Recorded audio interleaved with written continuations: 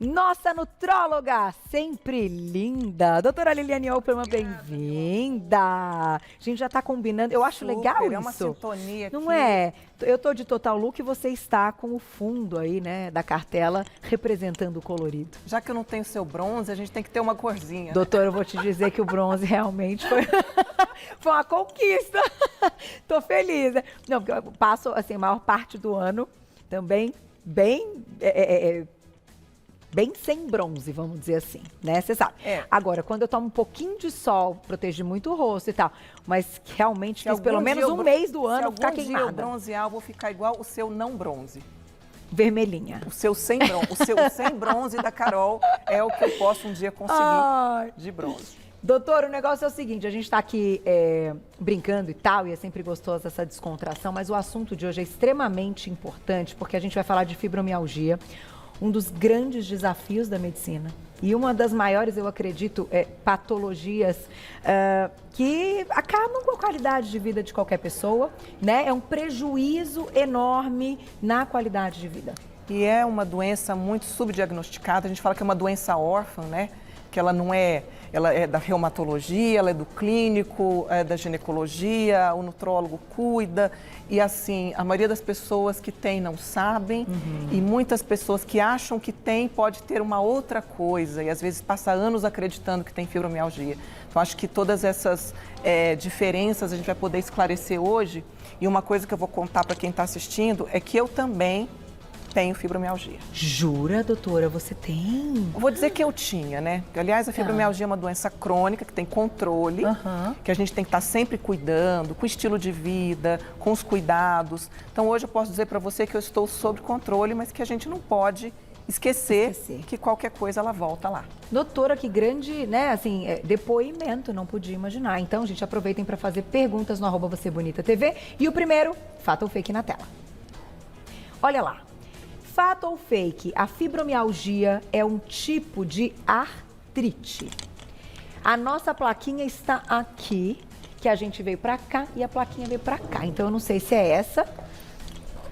É ou não é essa? Não é essa. Não é essa. É fake. Então carimba na tela. É fake. Enquanto a nossa plaquinha de fake chegará rapidamente.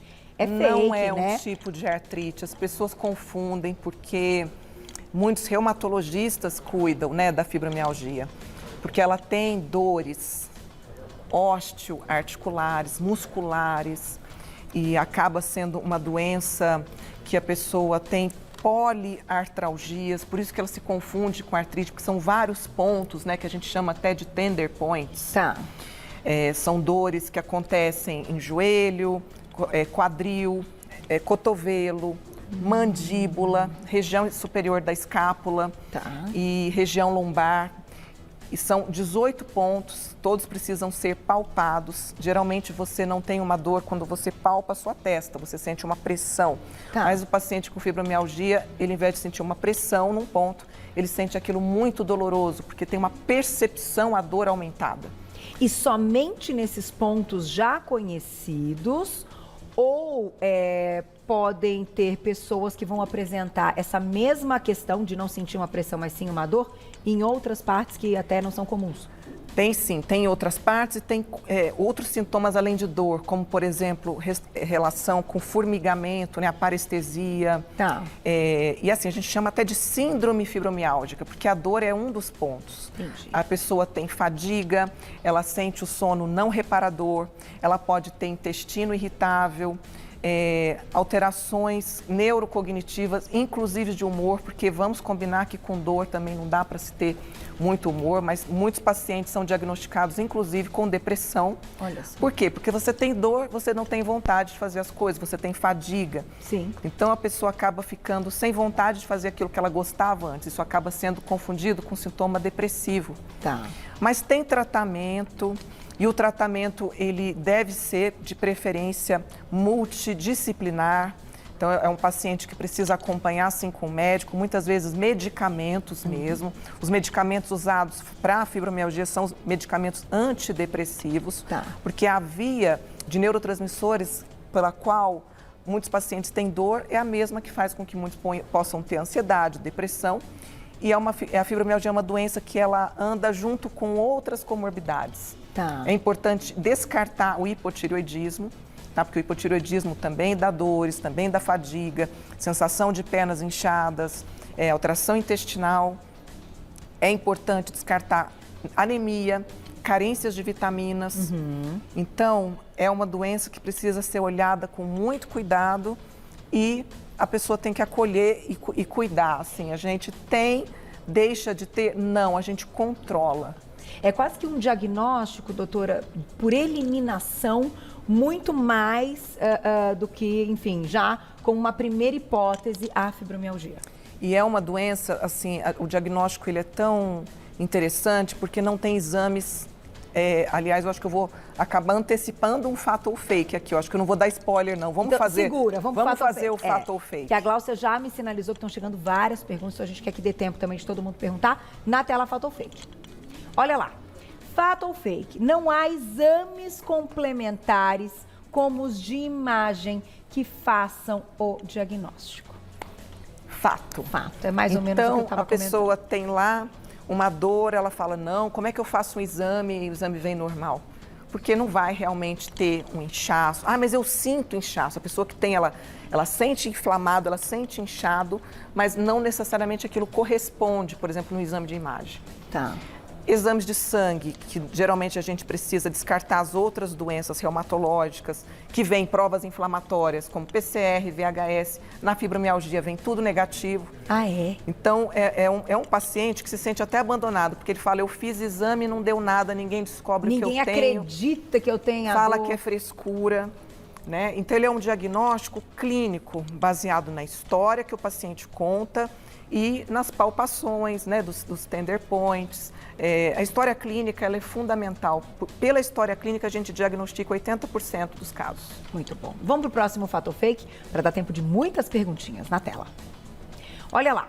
Fato ou fake? A atividade física é contraindicada para quem tem fibromialgia. Fake. Fake, ainda bem. E por incrível, apesar de parecer óbvio, tem gente que vem e fala, nossa, eu ainda não posso fazer atividade física, porque eu faço e piora. E eu vou contar uma coisa para vocês. No começo, quando você faz, pode ser que piore. Mas é a persistência e esse condicionamento, o fato de você persistir. No primeiro dia pode fazer 10 minutos, no segundo dia caminha 15, do terceiro em diante já começa a conseguir mais e vai liberando endorfina. A endorfina é um analgésico natural. Eu ia te perguntar a respeito disso. Isso é real? Isso é real. Então, o pós da atividade, ainda que você comece ela com dor, na sequência ela pode trazer uma sensação de alívio. E eu falo muito para paciente, entenda a atividade física como uma prescrição médica, como se fosse um remédio. Ah, mas eu não gosto. Pensa que é como se fosse aquele xarope amargo que faz parte do seu dia a dia. E assim, o erro das pessoas é buscar o prazer durante, mas o prazer maior do exercício físico, ele vem no depois. Na hora que você já está lá, endorfinizado, você que corre, fala a verdade. É impressionante. Às vezes os primeiros minutos de corrida não são... O primeiro quilômetro é sempre que você fala, nossa, mas tá devagar. De repente, durante vai tendo a sua expectativa gostosa, vai ficando legal, vai tendo... E quando termina aquela sensação de que bom que eu fui. Então, assim, não só é contraindicado, ele é indicado, ele faz parte do tratamento. Tá aí, gente. Então, atividade física é para todo mundo. É claro que a gente sabe, inclusive devem ter depoimentos já nas nossas redes sociais, que a gente vai colocar daqui a pouquinho, que é muito difícil começar uma prática da atividade física, seja ela qual for, sentindo uma dor, né? É justamente, num primeiro momento, o maior empecilho. Por isso que precisa da ajuda multidisciplinar para saber o que fazer para conseguir começar. Isso. Que depois aquilo caminha sozinho, né, doutora? Sem dúvida. E às vezes precisa de medicamento também. Pelo menos no início. No início, tá aí. Então, vamos já colocar a perguntinha do público, já tem mais fato ou fake na tela. Obrigada, Diniz, um beijo pra você. Comecei a sentir algumas dores musculares e procurei ortopedista, fui diagnosticado com fibromialgia, mas infelizmente era um infarte. O que fazer para diferenciar as dores? Gente, que depoimento interessante, assim, e jovem, né? Num primeiro momento, como desconfiar de um infarte vendo pela sua foto uma pessoa tão jovem, né? A gente pensa que o infarto ele tem como sintoma principal a dor no peito, mas ele pode ter como sintoma a dor no braço, dor no pescoço, tosse, dor epigástrica, dor no estômago, mas geralmente as dores são superiores. A dor da fibromialgia, ela é uma dor que ela é generalizada, ela é alguma coisa que vem cronicamente, ela não é uma dor que já começa incapacitante, como é o infarto, ela é uma coisa que vem paulatina. E a fibromialgia, além de dor, tem outras coisas juntos, tem a fadiga, o sono não reparador, as alterações intestinais, sintomas emocionais, mudanças de humor, pode ter tontura, alterações de pele. Então, assim, não é comum confundir uma fibromialgia com infarto. Acho que teve uma infeliz situação, né, que depois, felizmente, ela foi diagnosticada corretamente e tratada a tempo, até porque a gente sabe que o paciente jovem, quando infarta, pode ser fulminante. Sem dúvida. Eu vou colocar a perguntinha do público, daqui a pouco você conta um pouco da sua história, da idade que você, né, descobriu. Olha lá. Aí a gente está, então, sem identificação. Qual médico deve procurar para investigar uma possível fibromialgia? Essa é uma pergunta interessante, né? Uma doença que é um desafio. Por onde começar a investigação? Com qual especialidade, né? E olha que eu acho que é tão vasto os sintomas. Por exemplo, eu tenho pacientes que não têm os sintomas de dores. Tem os sintomas gastrointestinais e os neurocognitivos e alterações de humor. Não tem as dores. E é interessante porque quando você pensa em dor, você pensa no ortopedista e no reumato. Quando você pensa em intestino, você pensa no gastro, no nutrólogo. Quando você pensa na alteração do humor, você vai no psiquiatra. Então, acho que todos os profissionais médicos, eles têm que ter uma boa condição de atender um paciente, de saber diferenciar uma fibromialgia, para ou tratar ou indicar um profissional que tenha mais costume de atender esse tipo de paciente. E a gente sabe que hoje também existem especialistas em dores que estudam muito a questão pontual da dor e aí partem para investigações e até depois, no próximo momento, indicar qual especialidade a pessoa deve seguir, né, doutora? Sem dúvida, mas eu acredito que a gente esteja com bons profissionais, né, em diversas especialidades, mas, né, ginecologistas, eu acho que ginecologista principalmente, porque a fibromialgia, ela comete mais mulheres, né, mulheres ali numa faixa etária ali de 30, 45 anos, perimenopausa, então o ginecologista está muito apto, o nutrólogo, porque a gente trabalha muito com qualidade de vida, mudança de estilo de vida. É interessante ela ter esse profissional, porque uma vez ele eleito esse profissional, ele vai acompanhar pelo resto da vida. Doutora, uma pergunta que eu gostaria, assim, não é uma doença autoimune? Não. Ela não entra, ela não é encaixada como uma doença autoimune. Não. Mas ela pode ter gatilhos para o aparecimento, assim como muitas doenças autoimunes? Ah, sim. Aliás, o gatilho, ele é presente em qualquer doença. Toda doença... Não é que ela está programada ali para aparecer tal. Vai ser algo que ela está ali quietinha. Daí eu acho que nesse momento eu vou aproveitar e contar um pouquinho da minha história. Pode, doutora. Porque teve um gatilho. Como vocês sabem, eu com 22 anos era casada, formada, já médica e mãe. Então, em questão de um ano, eu saí da casa da minha mãe, eu tinha o meu quarto, eu morava na casa da minha mãe, eu era estudante. Um ano depois, eu era casada com filha e já médica, tendo que trabalhar. Então, uma série de responsabilidades. Lidar com isso muito jovem, de uma vez. Foi onde eu comecei a ter os primeiros sintomas. Na época, eu fui diagnosticada como hérnia de disco, porque aí, se você vai fazer um exame de imagem, você tem lá, todo mundo tem alguma coisinha. E não tive rapidamente o meu diagnóstico de fibromialgia, não. Hoje eu sei que começou lá. E aí, com o passar do tempo, a gente vai conhecendo mais as coisas, tendo mais recursos, buscando ajuda. Quem fez o meu diagnóstico foi uma reumatologista. E entrei com medicamento específico, mudança no estilo de vida. Eu confesso para você que antes eu fazia muito exercício e do jeito que o exercício ele é indicado moderadamente. Um exercício extenuante pode não ser bom. Entendi. Então, moderar a atividade física, alimentação, assim... não só para fibromialgia, para qualquer doença também inflamatória, apesar da fibromialgia não ter uma inflamação, a gente precisa ter uma alimentação anti-inflamatória. Tá. Eu fiz um teste, que é o teste de intolerância alimentar, excluí os alimentos que estavam me inflamando, que não necessariamente são alimentos ruins. Aliás, são alimentos, às vezes, muito bons, que a gente está achando assim que está abafando, mas para o organismo não está fazendo bem. E venho aí praticando atividades físicas diferenciadas, estou sempre testando modalidades diferentes. Estou fazendo agora gyrotonic, já fiz pilates, estou fazendo hidroginástica, já fiz dança, a gente vai... Você pedala também? Pedalo, maravilhoso, super indico.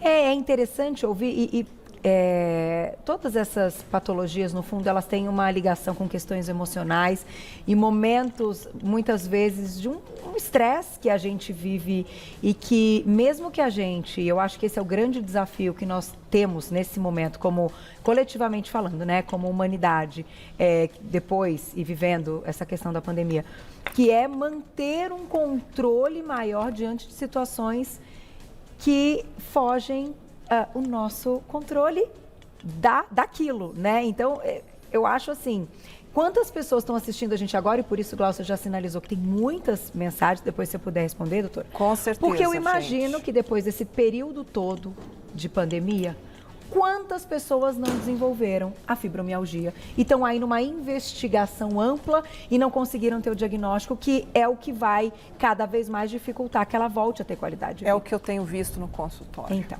eu imagino, doutor. Eu imagino. Então, e não estranho tantas perguntas estarem chegando nas redes sociais. Então, vamos colocar mais uma que dá tempo. Quem escreveu pra gente, olha lá. Aproveitem, estamos ao vivo. Vilma, obrigada, um beijo. O diabético tem mais probabilidade de ter fibromialgia? Olha que interessante, porque a neuropatia do diabético, ele é uma dessensibilidade, né? Tanto que um dos perigos que a gente tem com o diabético é ele machucar, calçar um sapato apertado que machuque e não sentir. Às vezes ele até não sente, às vezes o diabético ele sente de menos. A fibromialgia você sente demais. Tá.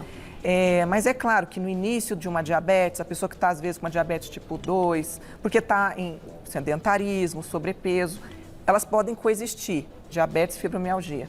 Mas não necessariamente um paciente diabético, por ser diabético, vai ter a fibromialgia. Vai ter mais chance. Pois é. Não dá mais tempo, né, Glaucia?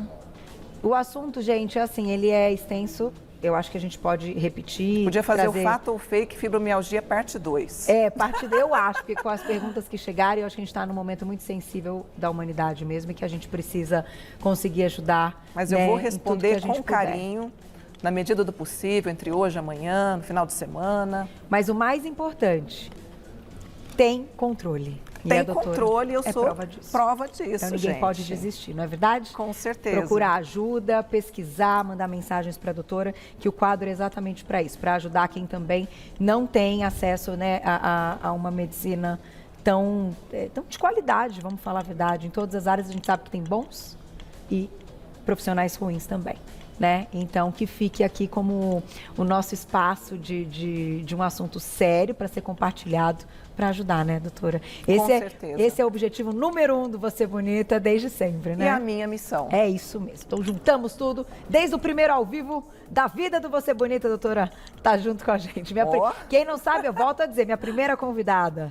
É muito legal isso, né? Eu guardo no coração. Que responsa, hein? Muito bom demais. Vai lá no Insta, manda mensagem para a doutora também, quem quiser. A doutora vai ter um tempo, ela consegue responder algumas questões no nosso também. É o @doutora por extenso, tá?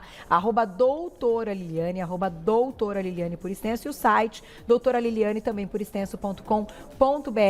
Muito obrigada mais uma vez. Eu que agradeço. E muito feliz de te ver muito bem, sempre linda, com esse sorrisão, porque o astral também vai fazer diferença. Sem dúvida, gente. Obrigada, viu? Beijo.